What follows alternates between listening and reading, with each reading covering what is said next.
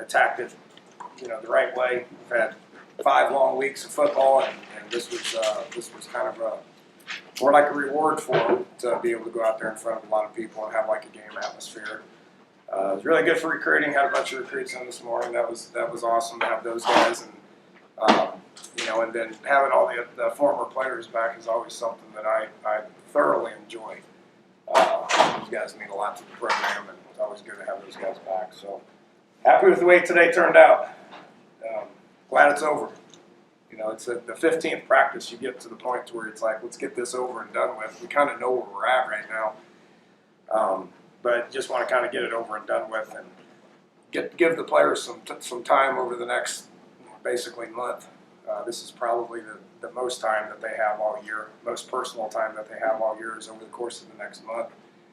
Then get them in a good frame of mind to come back and have a good summer. We've got a lot of work to do in June and July prior to the actual camp getting kicked off in August. So that takes some questions.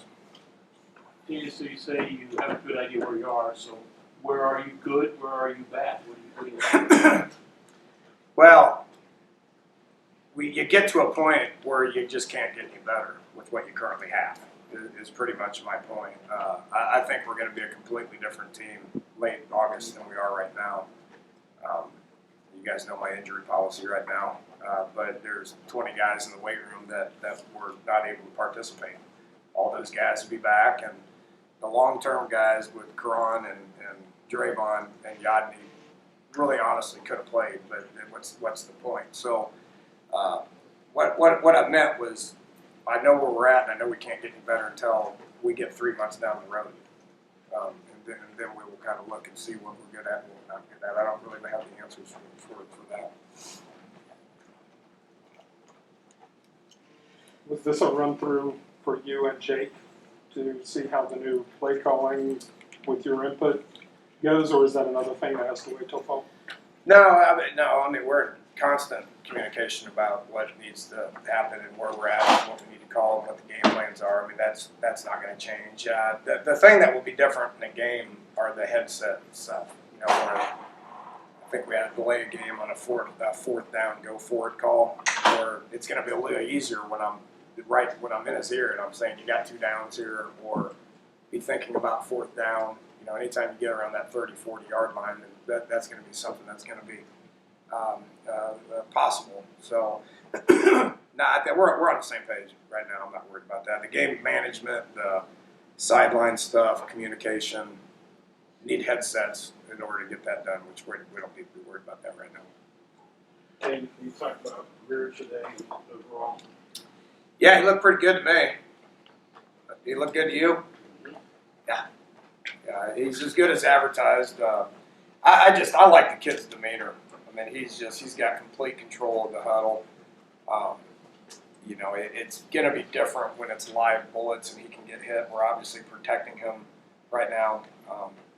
There's been a bunch of spring games and spring practices here over the course of the last 4 years where I wasn't protecting those quarterbacks because I think it made Skyler better to get hit. So, at Greer right now, we're not going to let anybody come close to him, obviously. So he's got complete control. He has a really good idea what we want to do offensively. His accuracy is outstanding. The one thing that you can't see right now, because we're protecting him, is his ability to be able to keep play alive with scrambles and some quarterback run game. He's better at that than you think, because he's got such a good arm, you think he's just a pocket guy. But he can move around and make some plays. If you watch that highlight tape from Florida, he's running around making plays left and right. His dad's here, who's a coach, and said, Dana, you got to make sure that he scrambles to throw, because he gets so competitive, he scrambles to run, and we got to protect him. So we've been coaching that pretty hard.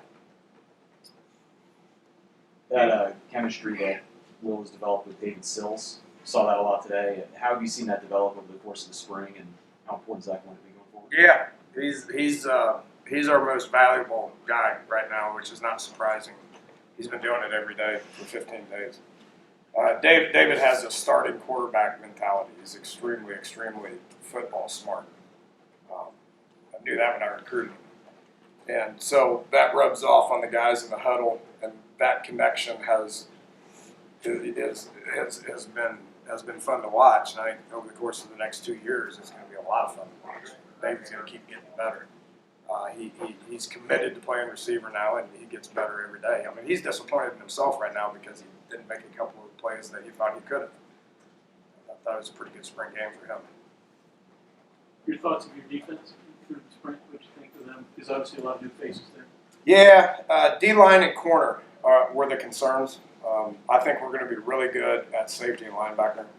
D-line, we got more depth on the D-line right now than we've had since I've been here. Those guys have continuously got better. And then corner, we're going to have options.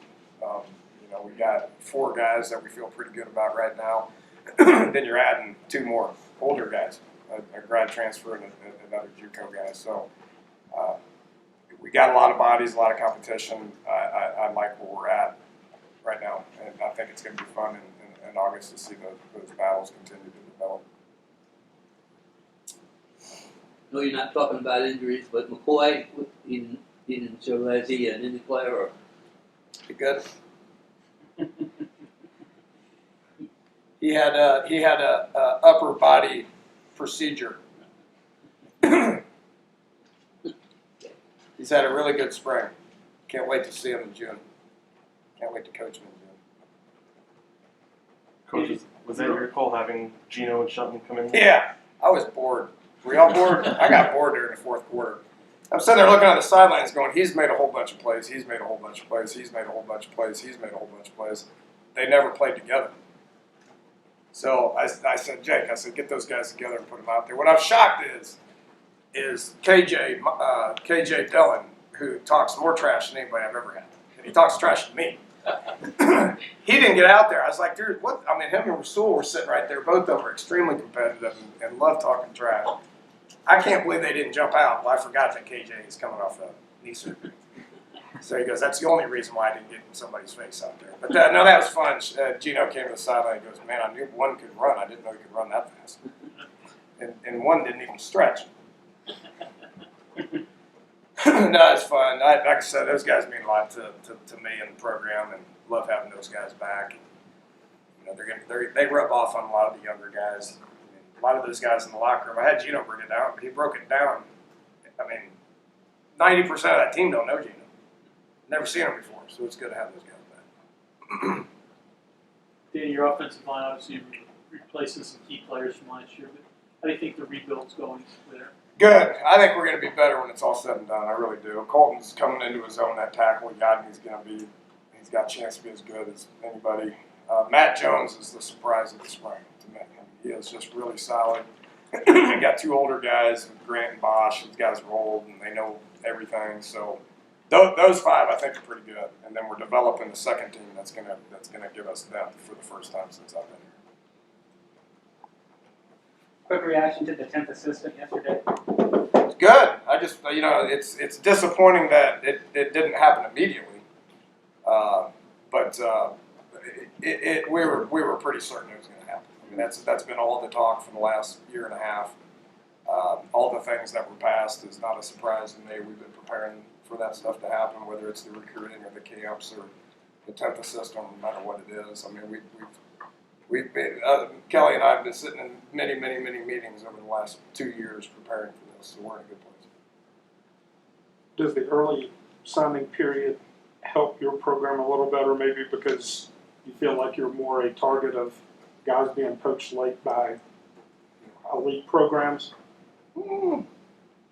Quote, elite.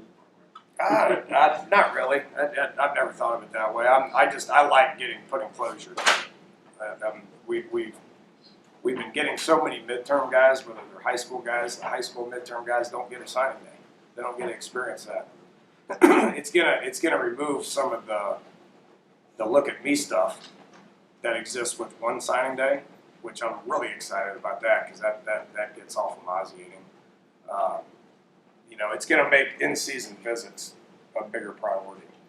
We've tried not to do in-season visits, but we're going to have a bunch of in-season visits now, which means we need more manpower, and we're getting that. But I think it's going to be good. You can balance that though with the junior official visits now, so you think you'll take advantage of that as well? Maybe. I think it's more important to get them. I think it's more important the fall of their senior year is when I think it's important. Then that 10th assistant, two things. For you, would it be an offensive guy? Can I talk about this? Maybe on legislation. Can I talk about the 10th assessment or not? Oh, yeah. Yeah, who it is and what we're going to do. I talked about what you're gonna do versus. It's going to allow me to have 5 on offense and 5 on defense. And we've already kind of split the special teams where we're working that kind of offense and defense, so it makes it even. You know, and I can kind of do both offense and defense, and I can do special teams, and it gives you an equal amount of people on both sides. I think it's a good idea. I just don't, for the life of me, can't figure out why they didn't make it happen now.